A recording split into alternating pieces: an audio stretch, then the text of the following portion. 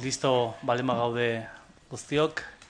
Egunon eta beti bezala eskerrik asko gurekin hemen egoteagatik. Gaur ere, Gipuzkoako Foru Aldundiko Gobernu Kontseilua izan dugu, 4 erabaki, nagusiki, eta hoien berri ematera gatoz gaur. Nirekin hemen ere gaur Mikel Irizar dugu, hizkuntza berdintasuneko zuzendaria, eta berak emango du aurtengo 2016ko Abadia sariaren irabazlea zein den, berak jakinaraziko digu. Gero, 2016ko errenta kanpainaren 86 erdi mailako teknikari kontratatuko ditu diputazioak, esan nahi nun, eta horren berri emango dizuet. BIK Gipuzkoa Berrilanen kapitala handitzeare erabaki dugu, Zarauzko aterpetxea eta gero alderdi guztiekin egiten ari garen kontaktu errondarren berri ere eman nahi dizuete gaurko honetan. Baina, esan bezala, Abadia saria zein den irabazlea horren berri, Mikel, zurea da hitza. Eskerrik asko Imanol, egun on zuei. Joan den astean oso pozik nengoen ni Ramon Saizar Vitoriaren urrezko domina aipatu zelako, eta handik aste betera berriz ere pozik nau Abadia sariaren berri emateko. 2016ko Abadia saria Moriarty produkzioak ekoizpen etxeak irabazi du. Prozesua, iaz erabaki genuen Abadia saria orain arte 2 urtez behin izan dudana, erabaki genuen urtero egitea. Pentsatu genuen euskeraren inguruan, euskeraz badagola saritzeko moduko esperientzia ugari, eta etzegola 2 urte etxoin beharrek saridun berriak egon zitezen. Beraz, urtero egitea erabaki genuen Abadia saria, eta aurten epaimaia osatzen duten pertsonak aipatuko ditut, prentsa barrian ere badituzue, Arantxa Urreta Bizkaia, Maite Artola, Iban Arantzabal, Jonemiren Hernandez, eta gero 5. da azken saritua, eta azken saritu gisa dago Kike Amonarriz ere bai. Epaimai honek aztertu zituen hainbat bidetatik iritsitako hautagaiak, eta aho batez erabaki zuen Moriarty produkzioak izeneko ekoizpen etxeari saria ematea. Aitortu nahi zan, ikusentzunezkoen esparruan euskarari ekarpen handi bat egin izan da, eta ekarpen jarraitu bat, ez da kasu honetan, bere produziorik ezagunena loreak da, baina ez da egun bateko lorea, baizik eta badira aurretik hainbat labur, hainbat filma, oraintxe dago labean, bete-betean haundila pelikula. Hori guztia kontuan izan da, eta baita ere euskerazko ikusentzunezkoei nazioarteko bidea zabaldu izana, gogoratu loreak filma Oskarretarako aurre hautatua egon zela. Beraz, proposamen hori, aho batezko proposamen hori luzatu dio epaimaiak Aldundiari, eta Aldundiak ontzat eman du bere horretan proposamena. Saria abenduaren batean emango da, 2an izan da, aurten batean izango da, arratsaldeko 7etan, Aldundian, bertan izango da noski epaimaia, eta epaimaiko bozemale batek emango ditu arrazoi hauek luzeago. Nik Aldundiaren izenean esan dezaket oso pozik gaudela, hain zuzen ere, ezaguna da, etorkizunarek izen baitan, eta Gipuzkoa Lab 4 laborategi ezberdinoen artean, badela bat, justu ikusentzunezkoen sorkuntza euskeraz sustatu nahi duna, helburu horrekin ari gara lanean, beraz, bete-betean dator, linea berean, Abadia sari hau. Moriartyk erakutsi du argi produktu oso duinak eta lehiakorrak egin daitezkela, baliabide mugatuekin, eta oso eredu bikaina iruditzen zaigu zentzu hortan.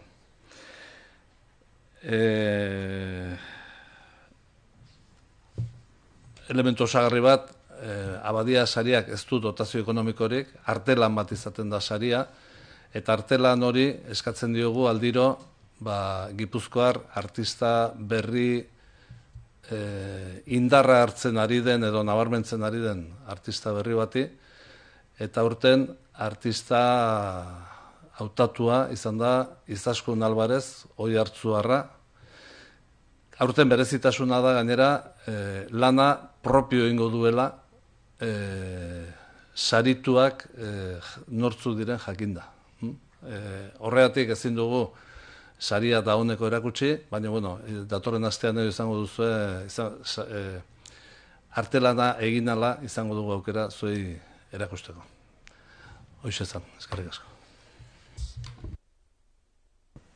Oso ondo, Mikel. Orain beste gaiai helduz.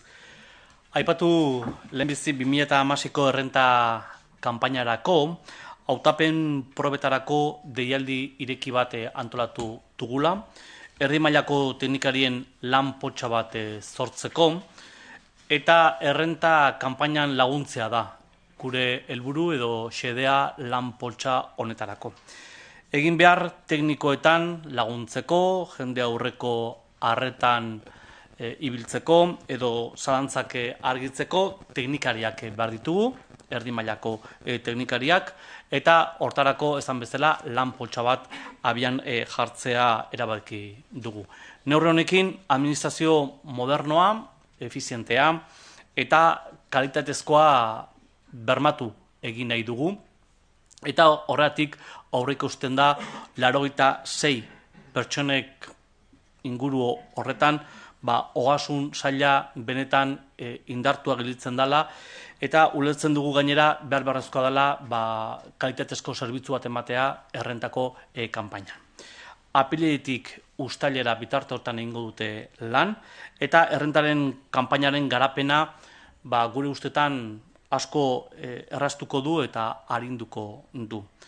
Apustu sendoa da, administrazio eraginkorraren alde egiten duen Gipuzkoako Foru Aldundia da. Herritarren bizimodua eta aldundiarekin duten harremana erraztu eta arindu egingo du. Eta gainera dagoeneko legaldi honetan ez da lehen lan poltsa. Lehendik ere gogoratu administratiboena egin dugula, zerga iruzurrari aurre egiteko teknikarienare egin dugula, eta administrazio orokorreko teknikariena ere bai. Beraz, badira ja legaldi honetan zenbait lan poltsa ja dagoeneko abian jarri direnak. Eta hau, beste urratz importante bada, eta gure ustetan ere beharrezkoa. Garbi dago, eta berriro diot, aldundiaren giza baliabideak indartzea dala aldundiaren estrategikoki apustu garbiena legealdi honetan, eta legealdiko helburu nagusienentariko bat estrategikoa esango nuke. Eta hortan gabiltza. Poltzan sartzeko zer egin behar da? Lehenik eta behin azterketa gainditu, izandako eskarmentua, beste urtetan izandako eskarmentu guzti hori ere kontutan izango da, eta atzo argitaratu zen Gipuzkoako aldizkari ofizialean zeintzuk diren baldintzak, eskabideapeak zeintzuk diren, gaitegia ere bai, eta deialdiarekin zerikusia duen informazio guztiare, esan bezala, atzoko Gipuzkoako aldizkari ofizialean. Bestaldetik, beste erabaki bat, BIK Gipuzkoa Berrilan kapitala handitzea ere erabaki dugu gaurko bileran, gaurko kontseiluan, aldundiak BIK Gipuzkoa Berrilanean kapital handitzean handitu egingo dalako parte hartzea erabaki du. 150.000 euro inbertituko ditu, horrek esan nahi du 15.000 akzio berri erosiko dituela, eta ulertzen dugu Gipuzkoan jarduera ekonomia sustatzen duen erakunde oso importantea dela. Azken batean, ekintzailetazunarekin lotura handia duelako BIK Gipuzkoa Berrilan, enpresa berritzaileen sorreran izugarrizko lana egiten duelako, martxan dauden jarduerak ere diversifikatzen dituelako, eta hori guztia teknologia zentro eta unibertsitateko unidade askorekin elkarlanean aritzen delako.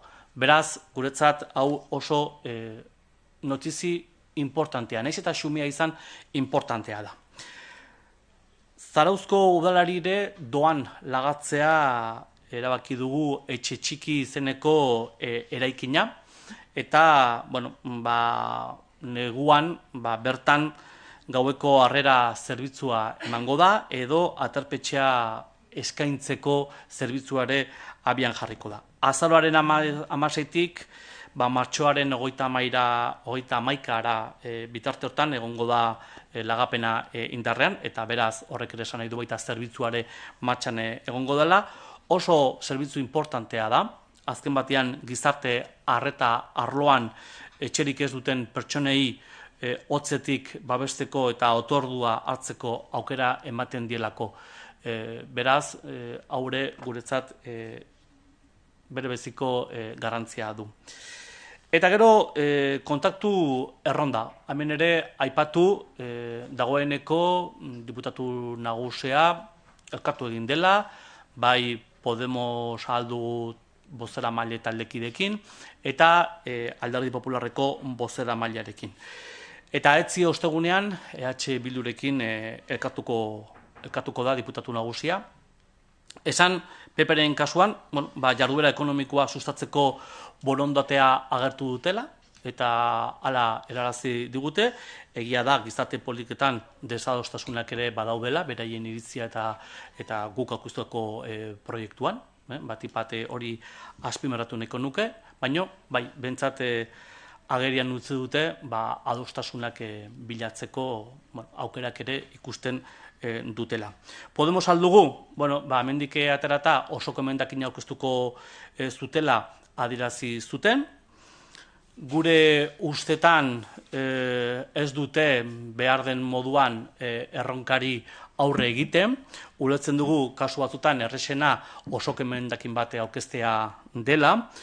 Zailena da Gipuzkoak dituen erronkei aurre egiteko balio duten aurrekontuak, jarduera ekonomikoa, enplegua edo gizarte politikak sendatzeko, zer nolako ideia berri, egitasmo berri dauden, horien inguruan ez dute oraindik ere ezer jarri mai gainean. Beraz, berrio diot, oso horreza da osoko emendakin bat egitea, eta zurazki zailagoa da emendakin partzialetan adostasuna bilatzea. Guk oraindik zai gaude, eta ulertzen dugu gainera beharrezkoa dela, danok, baina kasu honetan ere Podemos aldugu, benetan Gipuzkoako errealitatea ondo ezagutzea eta horren inguruan beraiek dauzkaten ideiak, hausnarketak gurire helaraztea emendakinen bitartez. Ez osoko emendakina da esesko borobila, eta horrek ez du inora eramaten. Eramaten duena da adostasunak edo akordioak izten dira batek eta besteak errealitate baten inguruan adostasunak bilatzerakoan. Eta guk oraindik oso kanpo ikusten ditugu, aldugu Podemos Gipuzkoaren errealitatetik nahiko urrun ikusten dugu. Beraz, lanerako eta adostasunerako borondatea behin eta berriro agertzen dugu, eta ikusiko dugu zertan bukatzen duen erronda kontaktu hau, esan bezala, ostegunean EH Bildu datorlako Gipuzkoako Foru Aldundira. Hau esan da, zuen galderaren zain gelitzen naiz. Zein zati? Vale.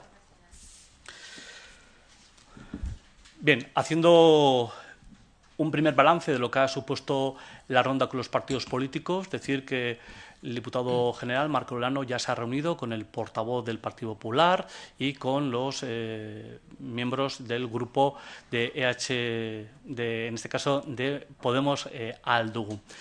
Es verdad que con el Partido Popular hay una coincidencia en cuestiones relativas a la promoción económica, a todas las actividades, planes que se puedan poner en marcha para fortalecer la economía del territorio de Guipúzcoa.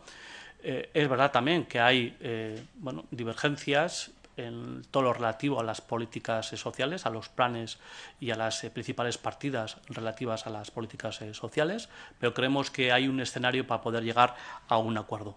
Más difícil lo vamos a tener con el grupo Podemos al Dugu, ya que ha anunciado, en este caso, una enmienda a la totalidad. Cuando se presenta una enmienda a la totalidad es que no se está de acuerdo en absolutamente nada. Y eso es muy difícil de negociar. Creo que todavía el grupo de al Dugu Podemos pues no conoce correctamente cuáles son las principales necesidades que tiene el territorio en cuanto a la promoción económica y en cuanto a la realidad de las políticas sociales del territorio.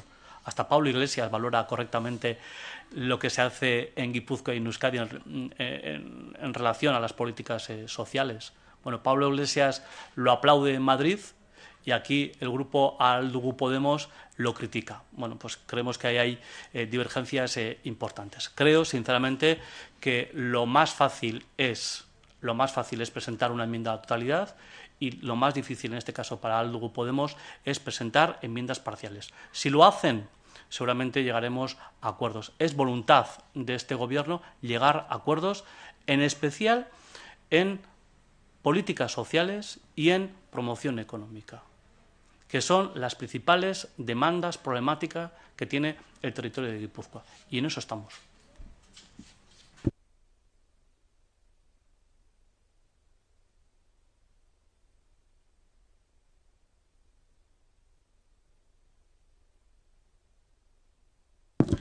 Bien, en relación a la campaña de la Renta 2016, la Diputación Foral de Guipúzcoa ya ha puesto en marcha y ha publicado las bases en el día de ayer para la convocatoria de la Bolsa de Trabajo para técnicos para atender a la renta del 2016. Por tanto, va a haber un proceso de selección y, fundamentalmente, para atender a las personas que desde abril a julio van a pasar por las oficinas de Hacienda para atender, ayudar a hacer correctamente la declaración de la renta del 2016. Decía, por tanto, que además de pasar el examen se va a tener también en cuenta la experiencia acumulada de años anteriores y junto al examen, que se va a producir solamente en el mes de enero, junto al examen y la experiencia, vamos a contar en la Diputación Foral de Guipúzcoa, en concreto de la Hacienda, a, en este caso, 86 personas que van a mejorar la atención y la ayuda a las personas que se acerquen para hacer correctamente su declaración de la renta. En relación a Zarauz, bueno, este es un lugar, el de Echechiquía, en el que año a año se atiende a las personas que se encuentran en estos momentos en la calle y que en el duro invierno no tienen un lugar donde resguardarse o donde comer o cenar. Y junto a asociaciones, ONGs y una empresa y el Ayuntamiento de Zarauz hay una cesión de este local para que se pueda atender a esas personas en la zona de Urola Costa.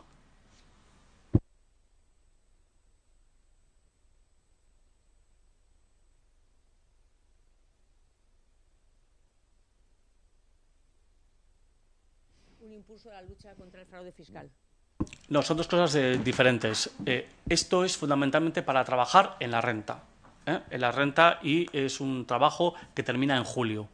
Junto a esto, sí les puedo anunciar que en breve vamos a anunciar ya una OPE para atacar el fraude fiscal y para que tengamos personas que trabajen en esa labor. Pero eso será, en estos momentos se están cubriendo a través de interinos, a través de una bolsa de trabajo que ya se realizó, y en breve lo que haremos es llevar a cabo una OPE.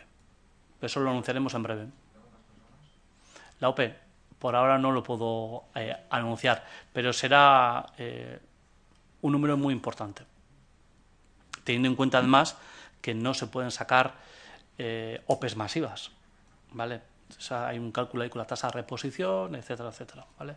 Pero vamos a sacar una OPE importante con las tasas de reposición y lo anunciaremos en breve. Yo espero que sea el número, desde luego, para que la gente se pueda empezar a preparar, sea a finales de diciembre, principios de enero.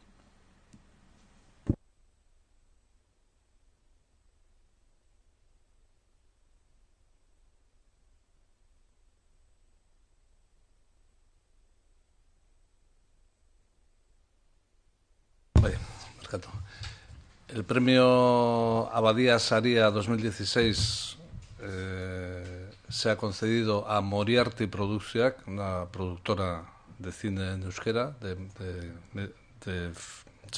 cine en euskera. La propuesta del jurado, después de analizar distintas candidaturas, llegó por unanimidad. Y esa propuesta la ha hecho suya la Diputación, y la ha hecho suya con mucho gusto, porque la Diputación, como es conocido en el programa Etorkizuna X, tiene justamente un Gipuzkoa Lab, el número 4, que está justamente destinado a promover la creación audiovisual en euskera, y de alguna manera este premio pues sintoniza perfectamente con ese planteamiento.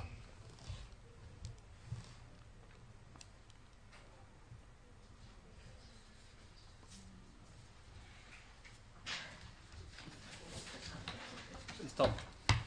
Eskerrik asko. Agur.